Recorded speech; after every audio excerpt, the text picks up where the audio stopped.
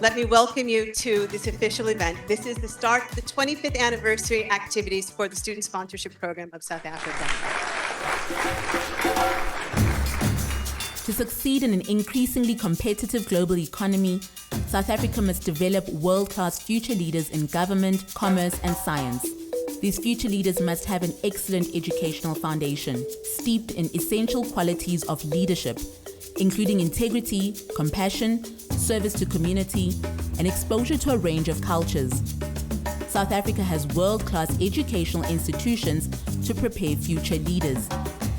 But high-achieving Black students have historically not had access to these schools.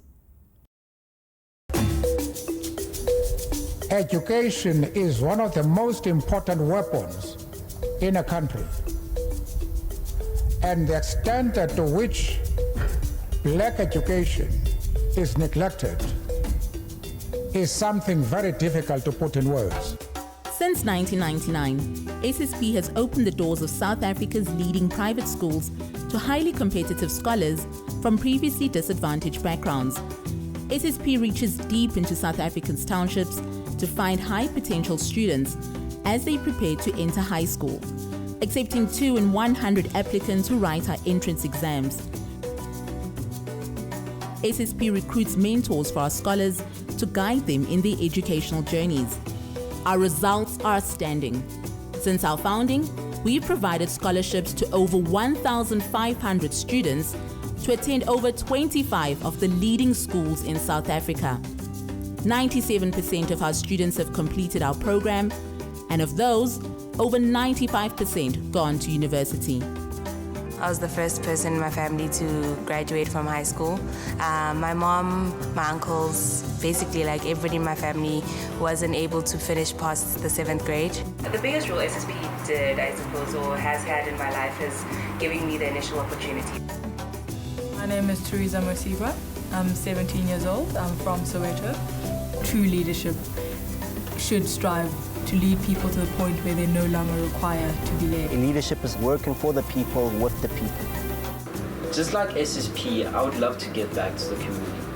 It's a good thing, that they recognize you for your academic capabilities. So a lot of people would actually focus on can you deliver the marks, as opposed to what background you come from. You're creating leaders that this country so desperately needs. It's a great organisation. SSP, opening the doors of South Africa's leading private schools, is developing leaders who are transforming South Africa and will lead the country with wisdom, compassion, and integrity.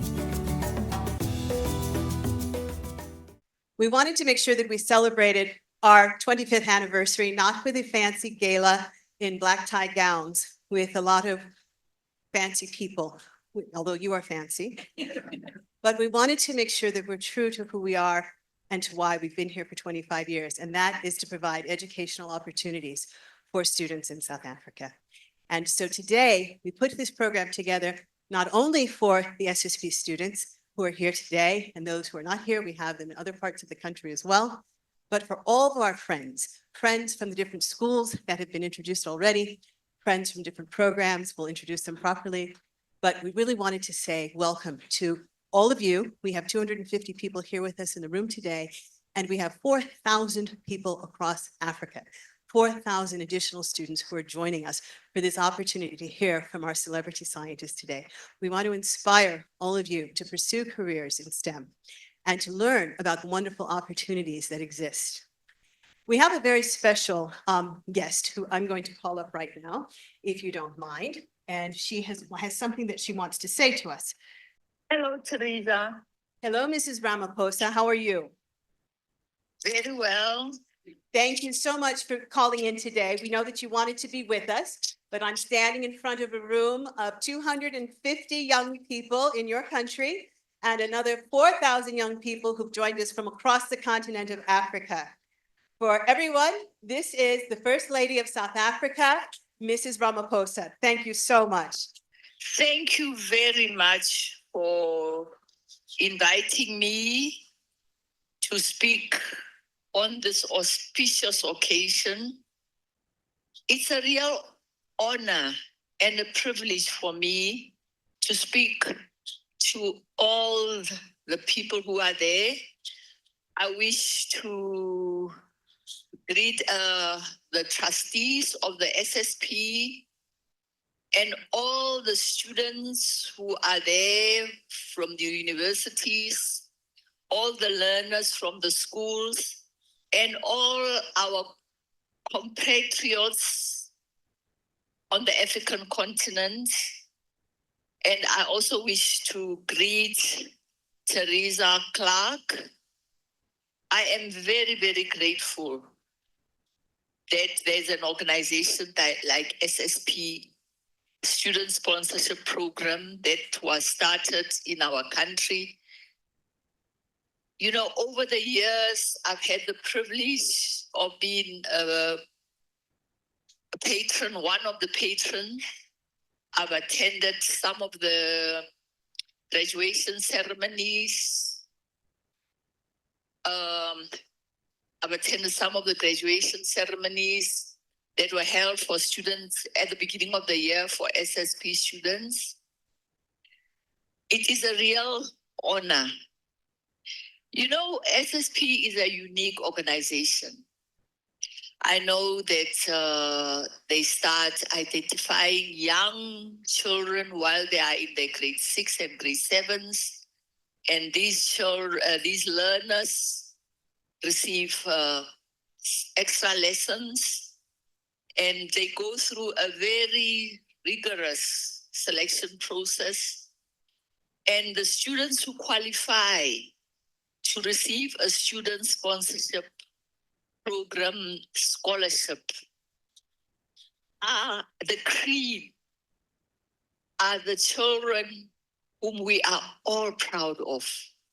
Over the years, I've had the privilege of meeting some of the SSP students from the days when I was very involved. When my children were at school, I used to sit on the school boards and meet some of the SSP students. These are remarkable. We are proud, very, very proud. And I'd like to say to the other children who are the learners, who are there, who would hope to be part of the student sponsorship program, that it is really a journey worth taking and being sponsored by student sponsorship program. In the past, I've attended graduation ceremonies at universities where, when it was possible to go and be there when students were graduating at university, and some of them were graduating in the skills that we need, scarce skills. You know, young people who are there, you are our future. You are our future leaders. And all I can say to you is I wish you all the best in your future. I wish you determination, to be committed, because through education, anything is possible. When I was young, I used to say, with my certificate in one hand and my passport in another, I can go to any airport and I will get a job. We would like to produce future leaders. You are our future. You are our future leaders of South Africa, of our countries in Africa. And I wish you well. I am very sorry that I cannot be at the occasion. I would have loved to be there. 25 years is a milestone that I would have liked to celebrate with everybody. I wish you well, and I wish to thank all of you for being there, especially Professor Corbett. You are there. I hope when the learners and the students hear about you, they will all be inspired. A woman, in Afrikaans, in our language, I would say nogal, that a woman has really been able to develop this vaccine that saved so many lives. We in Africa struggled a lot to get access to the vaccine. And I hope some of the young people who are there will be inspired that in future, they will follow in your footsteps. Professor Corbett, you and I are alumni of the same School of Public Health. And it is possible that some of these SSP students will be able to go to international universities and achieve what you have achieved. Thank you very much for coming to our country. And thank you for coming to be an inspiration to our students, our learners, and our young people. Thank you, trustees. Thank you, everybody. Thank you. Thank you, Mrs. Ramaphosa. Can we please get a round of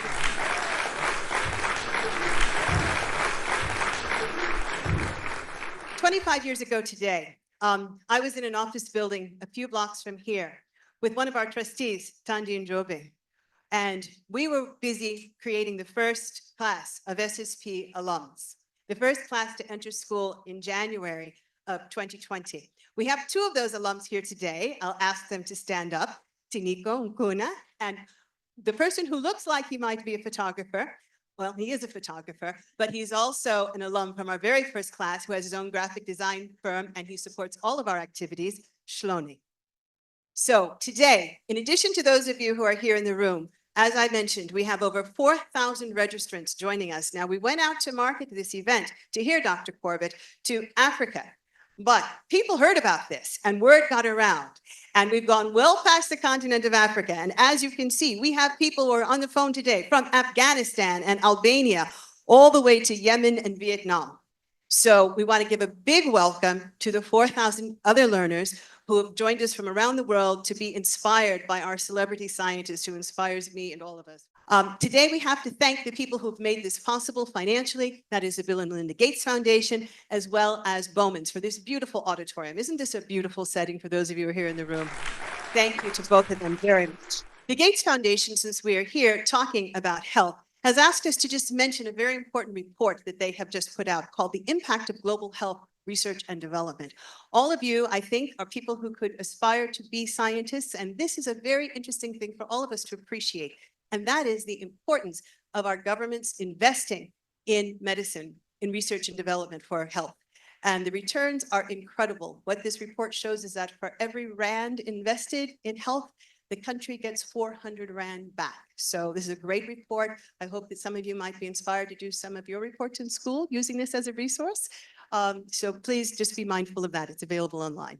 These are all the SSP partner schools. We've had over 20 schools that we've sent our students to over these many years, and we'd like to thank all of you. I know that we have some headmasters and trustees from these schools, and many of you representing these schools. Thank you very much. And today, in particular, I also want to give thanks to some of the other special organizations who've brought their people to us either here in person or online. Aspire is one of the organizations most represented online. There are a number of people here from India, Pakistan, Sri Lanka, who come from Aspire. I tell you, this word got around, and there are a lot of people from India. I think we have over 500 people joining us from India that are related to Aspire, as well as Aspire alums across the continent of Africa. It is an organization that was founded at Harvard University. We also like to call out Malak Compton Rock for her Angel Rock organization. I met some of those girls who are here. We have the African Leadership Academy, Tiniko Nkuna, who is a senior member of their administration, and the students from ALA. We also have Pakamani Academy. We have Sizani Mentors, Future Nation Schools. We have students from the University of Witwatersrand. Online from the US, I tell you, we got people learned about this all over the place. From the Zucker School of Medicine at Hofstra, we have Gina Granger and the students in their pipeline programs. We have the Rudigang Foundation, and we have students who are from the Oprah Winfrey Leadership Academy watching online in the watch party. So that gives you a little bit of a sense of all the people who've been assembled and interested to hear what we're doing here today. These are some of the students. I think we've gone around and introduced some of the representative SSP students who are here today, but if you're an SSP student, would you please stand right now? All of your names on here, please stand, SSP students. Thank you very much. We're very proud of you. You're always in the back. Wonderful. I want to say a very special thank you to our chairman, Itumeleng Habosele, who could not be with us today. I'm actually standing in for him. He has been with us from the very beginning, and he is one of South Africa's most important businessmen. He is at a board meeting working to save the South African economy today. I mean that quite literally. He is a very important member of this trustee team. He is also a donor to the organization. He is involved in things big and small, and he sends his regrets for not being here. I consider him a friend, a partner in founding this organization, someone without him, none of us would be here today for his deep commitment. The fact that he is not here doesn't mean one thing. He's involved day and night, week after week, year after year in supporting SSP. So thank you, Itumeleng, for all that you've done.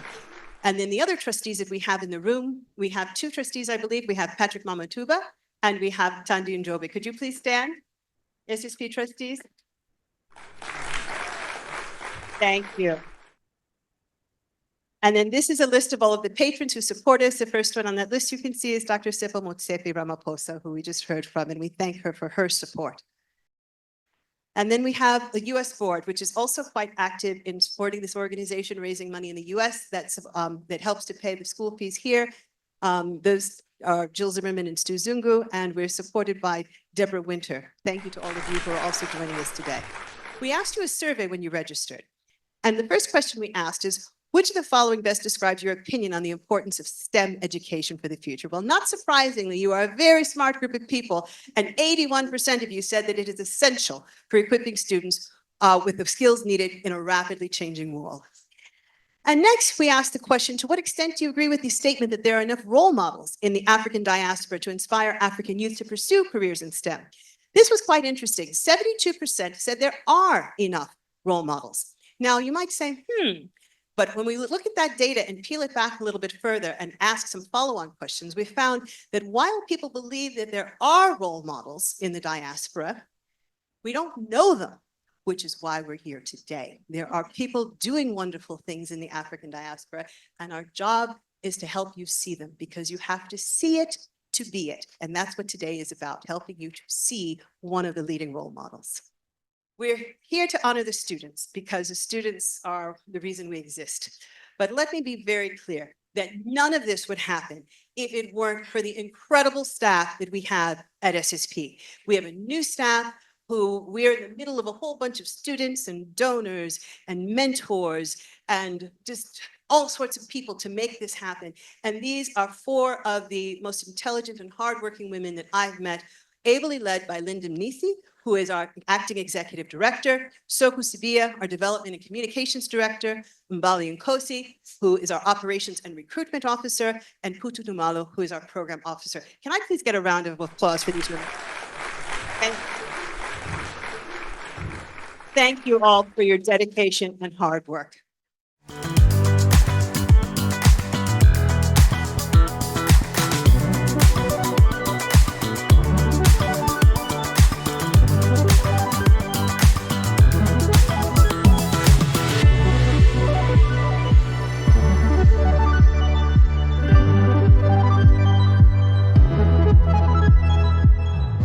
3 years ago, as the World Health Organization was preparing to declare COVID-19 a pandemic, scientists were already weeks into developing a vaccine.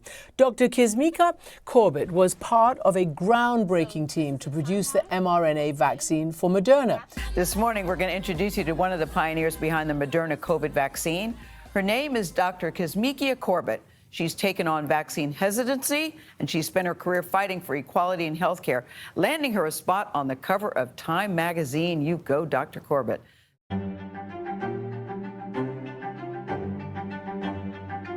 Kizzmekia is multifaceted. In a lot of ways, she's a true inspiration. She's a brilliant and talented viral immunologist, but she's also an exquisitely talented communicator. She can be so down to earth and authentic in her interaction with children, with older people, with people of all races. And you have to take a moment and think about the fact that she has made history. She's the first Black woman in the world to lead a team in creating this vaccine. Dr. Corbett played an instrumental key role in the development of the vaccine, especially the Moderna mRNA 1273 vaccine. She is very passionate, cares deeply about her work, about community, and I just knew that she was someone that I would love to connect with more, to build with more, to have her talent here in the city of Boston, and to call her among one of our newest residents. I want Kizzmekia to know that we have complete confidence in whatever she wants to take on. This is the moment when she gets to drive the ship. She has already proven that she has incredible instincts. She sees the problem before the world sees the problem. Kizzmekia brings all of the qualities that we would hope in any faculty member that's joining Harvard. I think you're first struck with just her energy, and she's just a good person. She's happy and she's bright. In addition to that, she's a role model, particularly for girls and boys, Black girls and boys, who have not always seen themselves in science and public health. Well, thank you so much to all of you. Byron, let me just say this. When I was a young girl, 16 years old, thinking that I wanted to be a scientist, I never, ever saw a scientist in a room like this. And honestly, I hope that moments like this will inspire other young girls to become scientists. It's not all glitz and glam, but it's fun. And you get to discover things, and you get to help people. And so that's really important. So aside from you, Byron,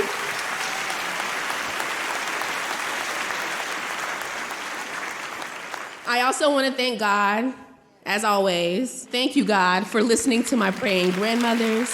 Thank you to my husband, my man, for supporting me through the ups and downs of the vaccine response, for sticking it out with me so that we can be here.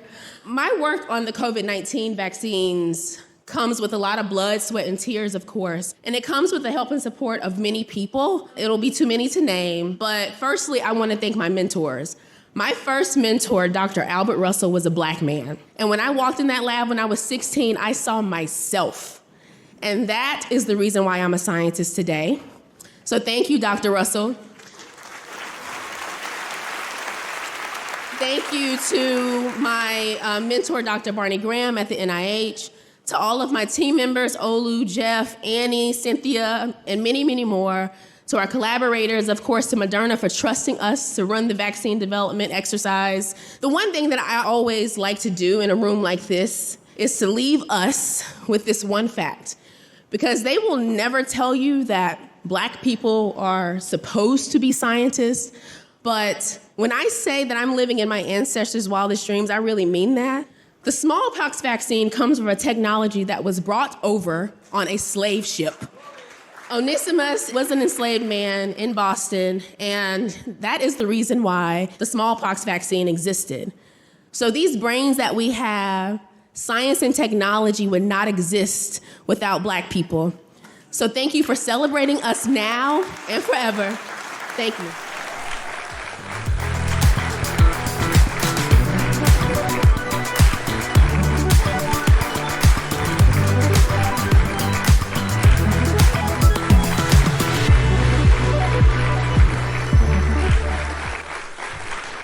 All right. So first of all, it is an honor and a pleasure to be here. Congratulations, Teresa, on SSP reaching 25 years, and congratulations to all of the students. Wow. So I am 7 generations African American from a small town called Hillsborough, North Carolina. And I am one of 7 children, not from any means of that you would write home about, of course. And so I like to say that I have always been a scientist. So everyone always asks, when did you decide that you wanted to be a scientist? How did you become a scientist? And if I'm looking back, sure, I had my first laboratory experience when I was 16 years old. I worked in an organic chemistry lab at a local university in North Carolina. But the truth of the matter is that I have this really strong belief that we're all born with some innate ability to be scientists. And the reason why I say that is because science is merely a technical term for deliberately asking questions about how the world turns. And to be honest, if you were to go to bed tonight, you could probably think of about 5 times when you did that throughout the day. One of the most common examples is, why is the sky blue? As a scientist, what someone would do is then to go do experiments to determine why the sky is blue. So essentially, you are mediating the way for the entire world to understand why nature is and why it exists in the way that it does. And so I think I was always a scientist. Of course, I had to go through the type of training that's necessary to get my own lab at Harvard eventually. But I'd like to think that I was always a scientist. And then did you study science from the get-go when you got to university, or did you pursue a wider education? So this is the part of my advice that I say I'm not always, I wouldn't always tell everyone to go about it this way, because from the time that I stepped into a laboratory when I was 16 years old, from the time that I did my first experiment, which was failed, by the way, I was so excited about the possibilities of what science had to offer for me personally as a career, but then also all of the things that could happen with my science for the world. So at that time, when I was in that lab, the type of science that was happening was, there are oftentimes 2 sides of a chemical compound. They're called enantiomers. You may or may not have learned this already, but they look like your hands, like just how I'm showing here. And believe it or not, it is extremely, extremely difficult to separate these 2 hands in the chemical compound. But it's necessary because, generally speaking, one hand, if given to the body, does the body good, but the other hand is harmful. And so for pharmaceutical companies, they have to figure out how to separate those 2 sides of the compound. And as I was doing that throughout that summer, I realized that even though they were very small experiments, even though I was 16 years old, I probably would never be published with those experiments that I was doing. I realized that I had the potential to do great good in the world with just being a scientist. And so at that point, I decided I'm going to be a scientist. I'm going to have my own lab at a famous university, and I'm not going to stop until I get there. And so I left high school. I went and got my undergraduate degree. Then I went and got my PhD. And then now have my own lab at Harvard. But, you know, the one thing that I like to remind any young person is the beauty of being young, and oftentimes without much responsibility, not all responsibility, but without much, definitely not adult responsibility usually, is that the world is actually in your hands, and the opportunity to explore the things that you like versus what you don't like is so important to building the person that you want to be. So for me, I always knew that I liked science and wanted to do science, but along the way, I was a multitude of different types of sciences. I was a chemist, I was a bacteriologist, I was a virologist, I am now a vaccinologist. My science has taken me from the US here, obviously sitting here with you today. I was just in Durban presenting science. I have gone to Sri Lanka, stayed there for months to do science. The entire picture of what my life was, despite the fact that I was very focused on being a scientist, was that I wanted to explore what fit best for the type of scientist that I wanted to be, and the type of scientist or the type of science that I wanted to give back. And I felt that that was important. So I always try to remind students to remind yourself that you don't have to follow my footsteps. Actually, I prefer that you do it better than me. Follow the footsteps that mean the most to you to get to the place where you want to go. And I think that's the most important thing. Now, I think I would be speaking for many if I say before 2020, and certainly before, say, 2016, 2015, 2016, many had never heard of the word coronavirus, and then more specifically COVID, which is the latest coronavirus, at least that we've experienced. And so, not being an immunologist myself, I understand there are other coronaviruses. What got you, really going into that space so early? Okay, so this is the thing about being a scientist that can sometimes be good, or despite how motivated and or depending on how motivated and workaholic you are, could also be bad in that you always want to figure out all of the things, all of the questions, answer all of the questions around one little thing.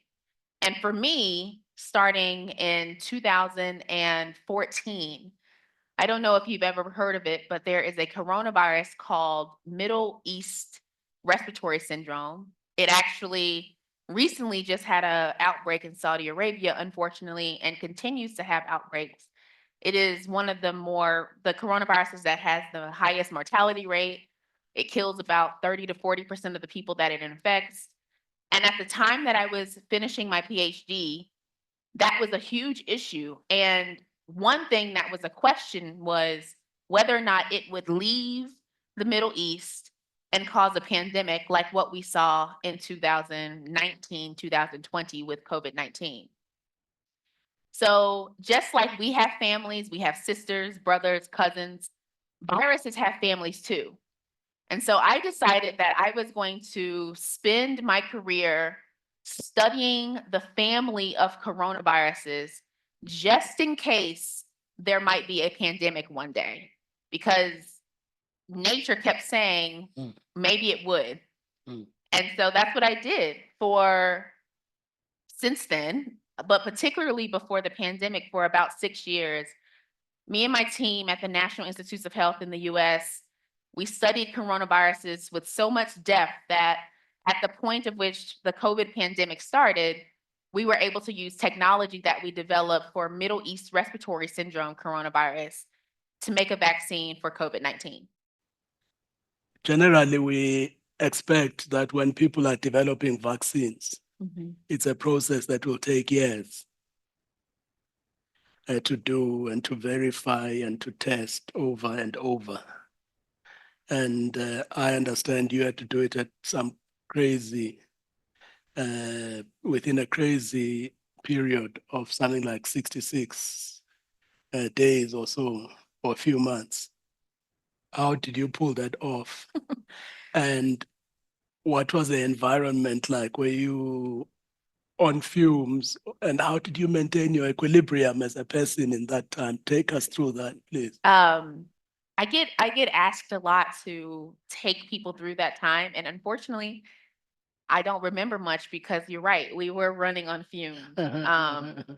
We were working 90-hour weeks, day in and day out, to make sure that the vaccine came to the point at which we had something safe and effective that we could give to people to prevent COVID-19 disease. The reason why vaccine development oftentimes takes a very long time, there are political and, quite frankly, financial reasons. Like, for example, vaccines don't necessarily make pharmaceutical companies the most money. They are typically given out at pennies on the dollar. And so it's very hard to convince companies to move vaccines through the trajectory of development from research all the way to the point of which there's a shot in someone's arm. So that's one thing.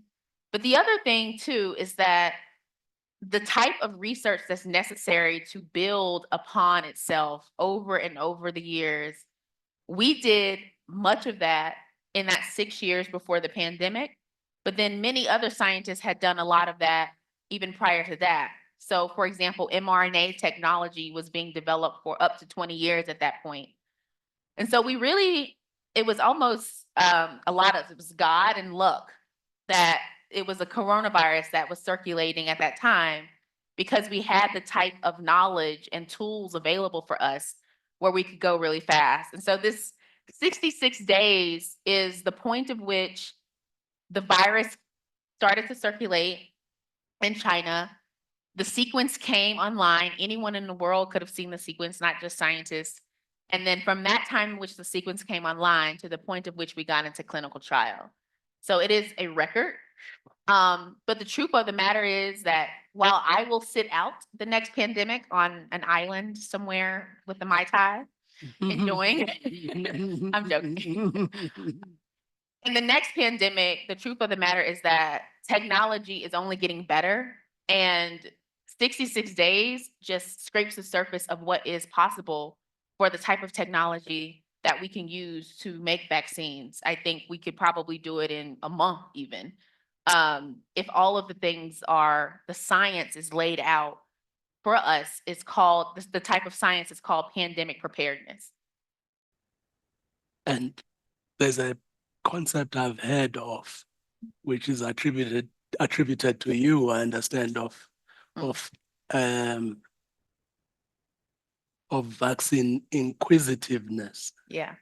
Please, just in a minute, tell me what that means. I think I said this on ABC Good Morning America. And sometimes I say things on TV and then I have to back it up later. But this particular phrase that I use called vaccine inquisitiveness comes because oftentimes you hear about vaccine hesitancy, which is the World Health Organization actually has an official definition for it, which is essentially people have decided that they will not take vaccines for one reason or another. Mm-hmm. They are hesitant to take vaccines. But I feel like that phrase puts such a stigma on people who have opted at the time to not take vaccines, because most of the time what has happened is that they don't feel like they are informed enough to make the decision to take a vaccine. And so for me, I like to say that they are instead vaccine hesitant, they are vaccine inquisitive and have questions. We'll see if the World Health Organization follows suit and changes the definition, but that's the definition that I use. We also saw during that period that you are not just working frenetically in the lab, but you also became a communicator, a really top-class communicator, engaging people outside of the lab, in town halls and so forth.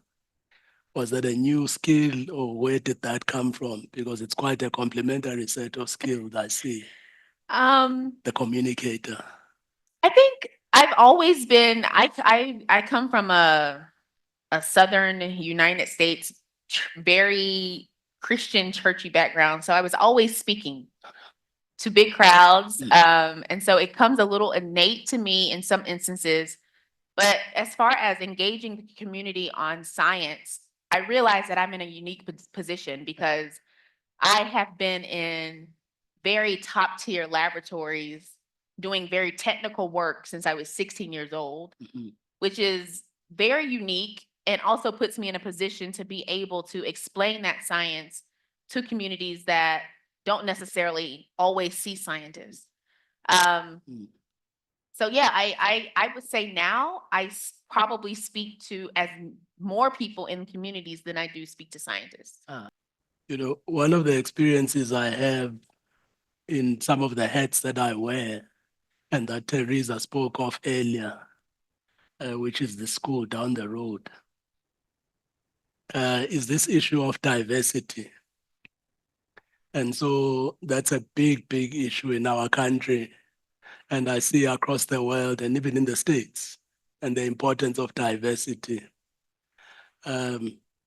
Please share with us just briefly your own thoughts on the importance of diversity, because what we have seen here, and certainly in my experience, where we've engaged with a program of diversity and transformation whilst building on a tradition of academic excellence of many years, is that we diversify staff and students, and we bring different insights and diversify the curriculum and so forth.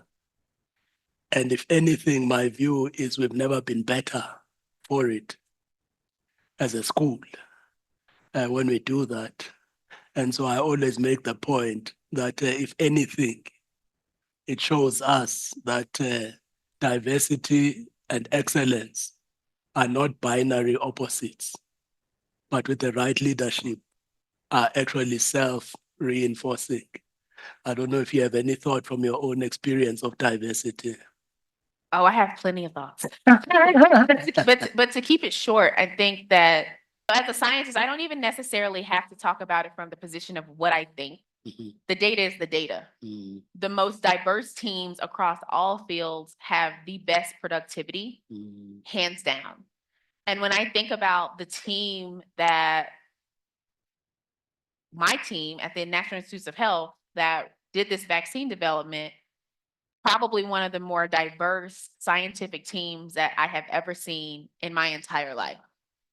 And that was not by design, right? It's intentional to hire from people from diverse backgrounds.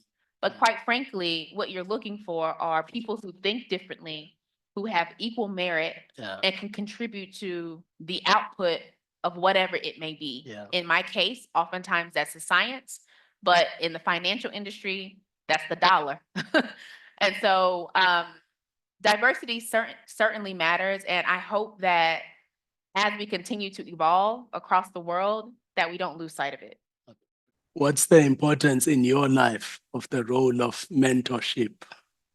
And is that something you'd suggest? And how does one go about finding a mentor as you think about all of these things and where I want to go and being inspired by you and others to pursue the STEM subjects? Well, I would say that without my mentors, I would not be sitting here for sure. At each step of my career, I've been very lucky to have mentors who have supported my career, supported my science, supported me as a person, and pushed me to the next level. When people ask, how do I find a good mentor? I say that the best way is to find the person who you wouldn't mind taking their job. And then the best way to don't all rush at that just now. And then I actually get those emails after these kinds of talks all the time, and I'm like, please come take it. I'm fine. And then the best way to engage them around being your mentor is to say that, not with like ego or in a way that would frighten them, but to say, I would really like to be someone like you. Can you help me get to that place? Can you guide me? What should my next steps be?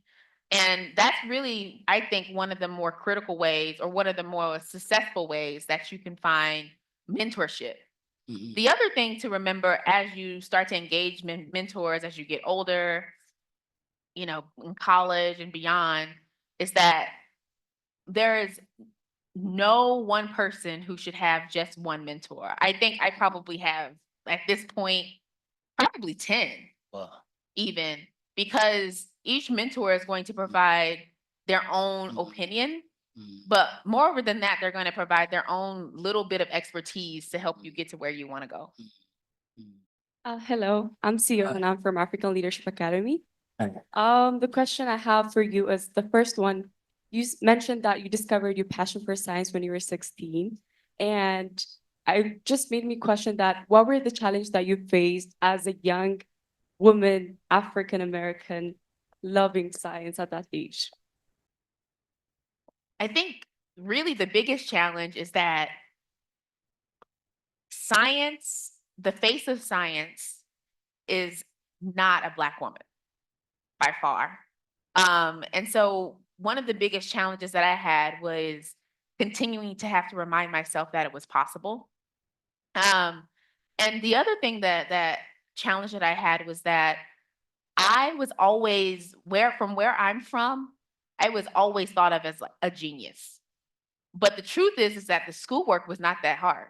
And when I got to my first senior level chemistry course, I was like, oh, this is what science is. This is how hard science is. And to this day, one of the things that continues to motivate me is that I say this all the time, that science is actually really not that easy.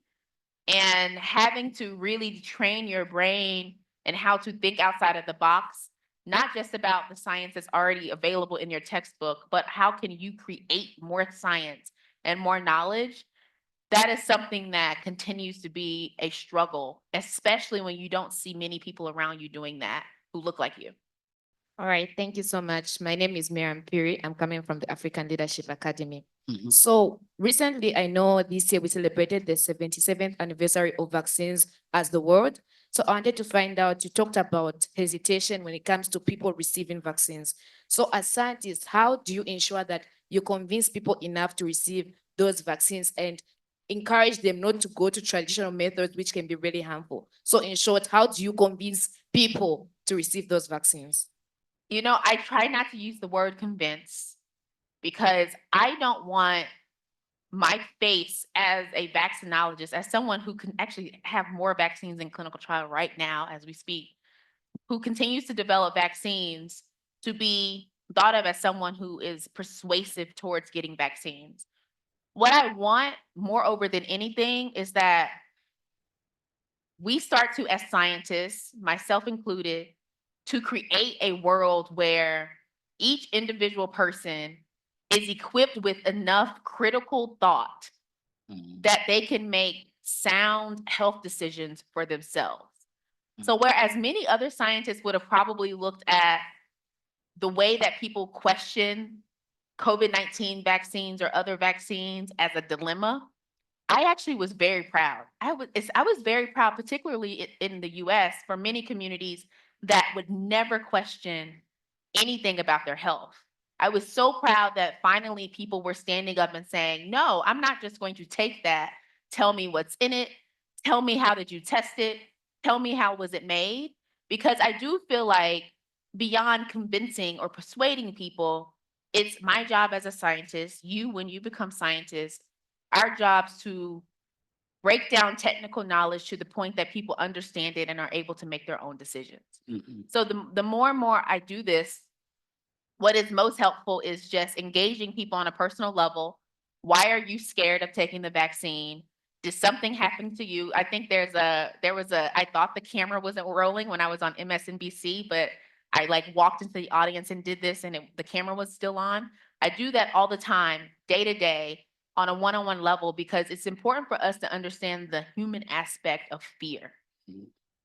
It goes beyond just how we can think about it as a scientist. How I think about it is the data. My God, just take the vaccine. But the truth is that people might feel that the last time they went to the doctor, they were harmed. People might not like the fact that their child got a vaccine and cried. So now they're scared as an adult. And so I just try to understand the human aspect of each person's fear and deliver my science in a way that helps them to make their own decision. Thank you so much. My name is Choice. I'm representing the Angel Rock Project South Africa. The first one is, how do you balance being a scientist and your social life? Girl, I'm the life of the party. Okay, for real. The thing is that I was always like that. I was always like that, because I have always had my husband says I have a really, really extreme level of discipline. So when I work. And oftentimes I work more than the average person, I will say. But when it's time to shut that off, I shut it off and I have fun. The other thing that's important too is that if I think back to even my friends from high school in this very small town where it was not very common to go to college or to be successful in the stereotypical way that we call success. My four major friends from high school, we all went and got full scholarships to undergrad. So when you think about how you balance work with social life, if people in your social life value work as much as you, there's no question about the balance, because you're all working together to be better together. My name is Nadia Kamisa and I'm at Jodine School for Girls. I'm also currently an SSP student. And the SSP students are so grateful that you've taken time out of your day to come and speak to us. And we just have a few questions that we would like to ask you. So my question is, less students around the world are taking up STEM careers. And in your opinion, what programs do you think are the most effective at incentivizing students to take up STEM careers? So I will say that that statistic is a little unbiased depending on the territory. So in Asia, actually it's flipped on its head, right? Many students in Asia are still continuing and excelling in STEM careers. In the United States, we actually have come to the point where the number is increasing for women and females, but decreasing for men. So the statistic is a little varied. There are programs that I would say I like the most. Maybe I'm a little bit biased, but some of them are HOSA, which is an international, I don't know the acronym, but it's a healthcare and STEM program where you spend your time building out engineering tools for healthcare. There is another one called Project Seed that is a STEM career program. And then the best thing that you can do for fostering your brain to think like a scientist is to remember that you don't necessarily always have to have a program, but moreover a mentor. So finding someone who is in a STEM career and latching to them for that knowledge day in and day out is also very helpful. Hi, doctor. Hope you're doing well. My name is Azila Bowe, and I'm representing St. David's Maristananda, as well as the Student Sponsorship Program.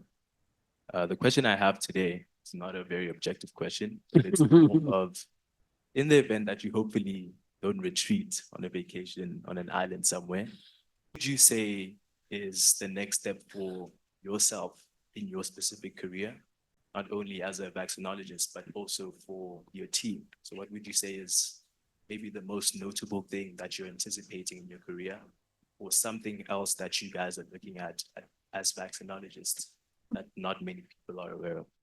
Yeah, so I joke that in the next pandemic, I'd go hide on an island. But the truth is, I spend a lot of my days thinking about which type of virus might be the next pandemic and how my team can start to build knowledge around making a vaccine for that.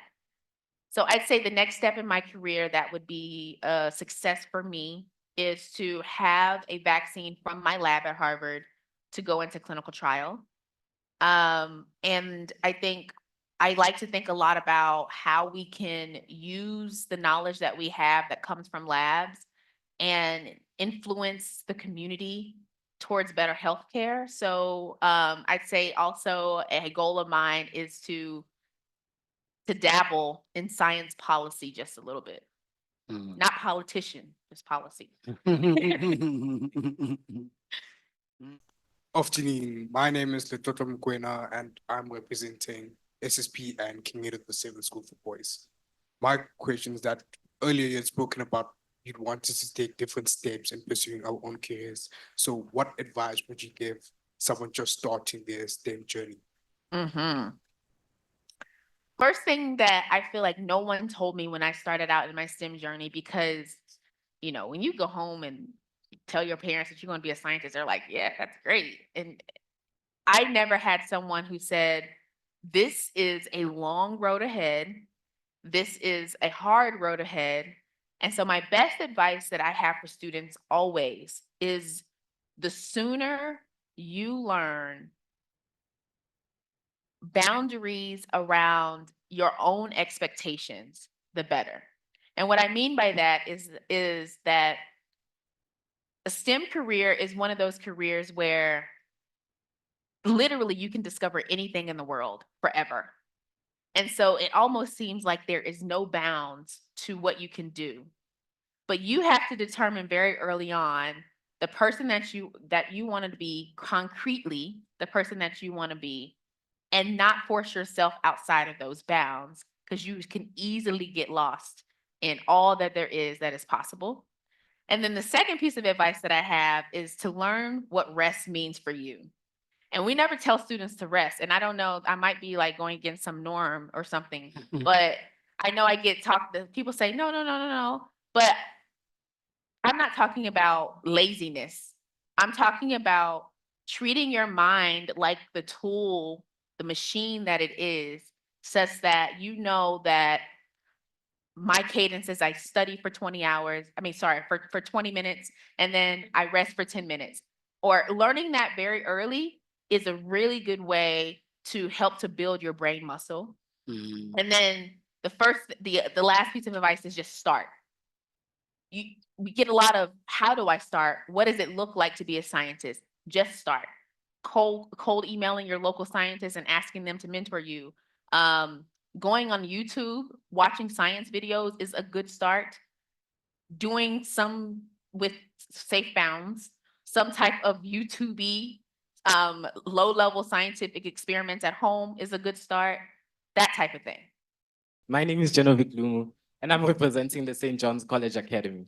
So you mentioned during your talk that you have a lab at Harvard University. That really inspired me, and I wanted to ask, what does a day in your life actually entail? Ooh. Intense. All right. I'm gonna give you Monday, this coming Monday, what my Monday looks like, because it's a very stereotypical professor of Harvard lab day.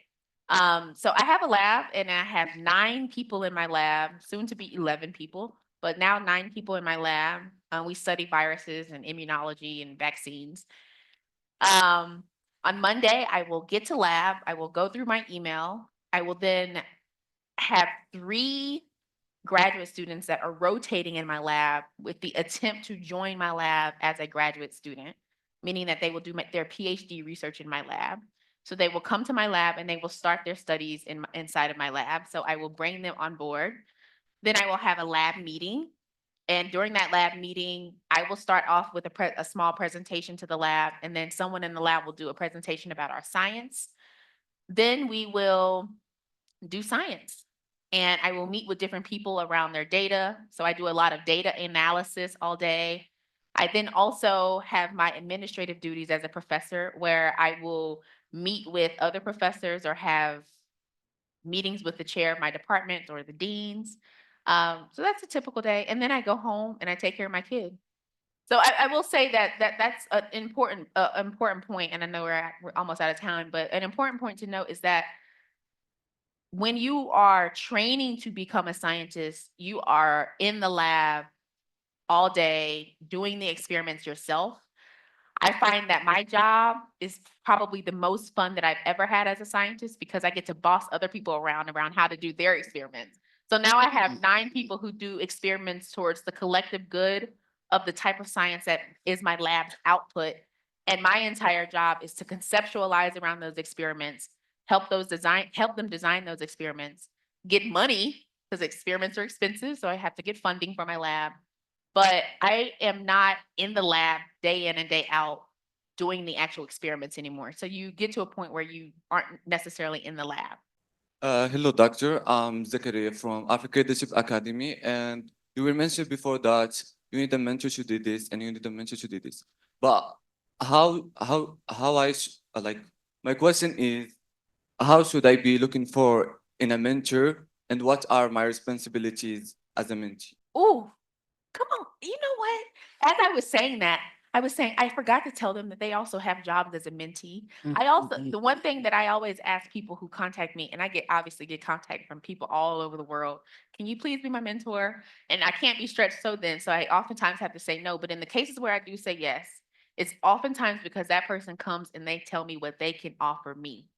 And I know that sound a little bit selfish, but the truth is that means that they've been thinking about the relationship from a mentor-mentee perspective in a way that will almost make the success of their career a collaboration.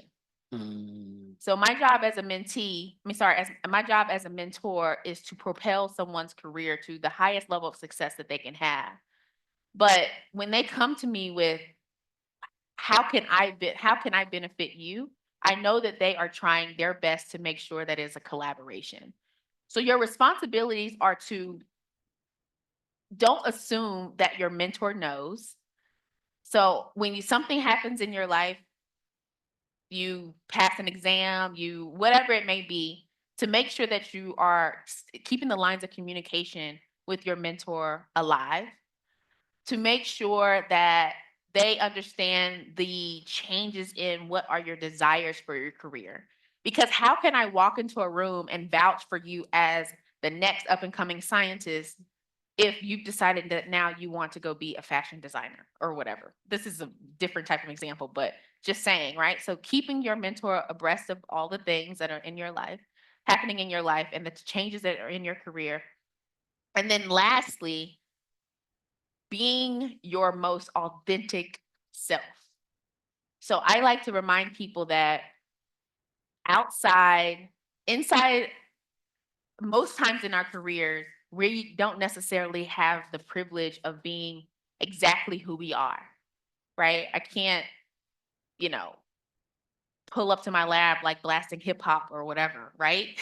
But what I have done, and that has been very helpful at fostering a really, really good relationship and an authentic relationship with all of my mentees, start with my mentors and also my mentees, is to show up as who I am.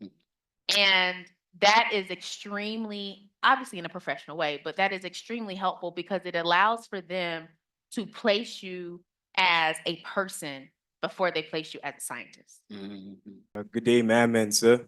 Ma'am, I'm Lanchin Uzame from Pretoria Boys High School. Ma'am, my question is about vaccine development, ma'am, because I read somewhere that viruses are the fastest developing things on Earth, ma'am. So how would you develop a vaccine to combat its development before it evolves? Woo! This is what we're struggling with. This is why the COVID vaccines are being updated every year, right? There are a couple of different sciencey techniques, but the thing is that remember that the entire purpose of a vaccine is to teach your immune system how to defend itself against a virus. And so just like you learn things, the more you can teach your immune system at once, the better off it is against a particular virus. And so what we've done, some of the tricks that you can do is to basically show your immune system the regions of the virus that are most like across the entire family. Don't just show them little snippets of the virus, but show them more broad regions that are alike across the entire viral family. And so that's one of the tricks that we use so that we can avoid this having to update vaccines all the time and stay ahead of the viruses evolving. Good day to you all. My name is Bogamo Samati, and I'm representing Rotherham Foundation. So the question I have for you, doctor, is that what are the misconceptions about vaccine that you'd like to address? Oh man, I think one of the biggest misconceptions around vaccines that hurts my heart as a Black woman is that they are placed on, that vaccines come so that they can be a way for us to decrease minority populations. There has been this stigma around that. And sure, many governments have done that in some instances, but in modern times, that is just not the case. And that has been one of the things that I think we fought around, particularly for the COVID vaccines, but other vaccines as well. The other misconception of vaccines is that they're all just viruses that you're getting put into your arm. And some of them are. So for example, the flu shot, for example, is a bunch of really mild flu viruses that you get put into your arm. But more advanced technologies are actually not that. They are clean proteins that go into your arm, and they're not doing anything to your immune system than a cell in your body would normally do when it makes a protein. Thank you. I'd like to bring our SSP trustee, Ms. Thandiwe Njobe, to the stage. So thank you, everybody. My name is Thandiwe Njobe. I'm a trustee of SSP. I've been with the organization since the inception. As Teresa said, 25 years ago, sitting in Sandton and planning for our first class. And it's just wonderful to see how our journey has evolved. And in this instance here, we are creating these very strong partnerships that focus on, that still tie into our mission, which is educating leaders through excellence, but also then allow us to network more broadly on other topics. So Mine is very simple. It's to give thanks. So thanks to you, Dr. Corbett, for being here, for sharing not just the broadness of your experience and your perspectives, but also the depth. So going into a little bit into your personal life, what inspires you, telling us a little bit about your family, all of that gives us a wonderfully holistic picture of who you are. So we really appreciate that. And we have a little gift for you. Thank you. Mr. Kanyile, we thank you for your excellent. You could surprise someone at home today. We don't mind. But of course there are. So we'd like to thank you, not just for moderating the session so excellently, for your kind words that you offered at the beginning about the student sponsorship program, but also for sharing your perspectives with this audience, which are so broad and deep given your experience and your commitment just to education. So we really thank you for opening the hearts and minds of the audience to your perspectives. So thanks a lot.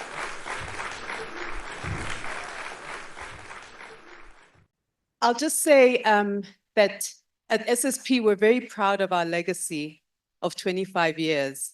It hasn't always been easy, but we're really proud of where we are today. We're really proud of our students. We're really proud of our alumni.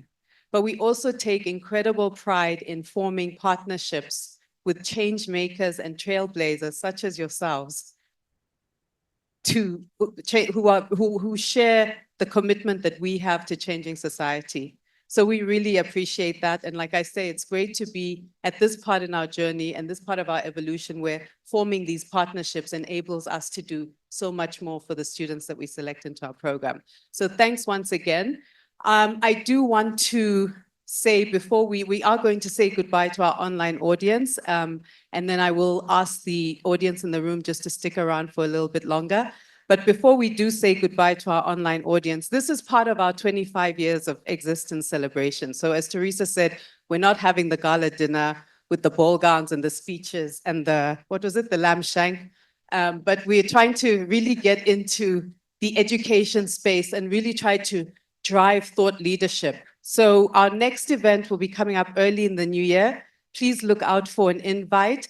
We will be getting an opportunity to engage online with a group of astronauts, African Americans, who are based at NASA. So we hope that our audience will grow. We hope to see you in that event. But we want to thank all of you, the audience, for being here today. I thank you for the questions. I really like the questions that came from the youngsters. So well done to you too. And then a big thanks to our online audience who've dialed in from all over the world. I can't recall in my life an experience where I've been part of such a broad and deep audience on engaging on such an important issue. So we'd like to say thank you to our online audience.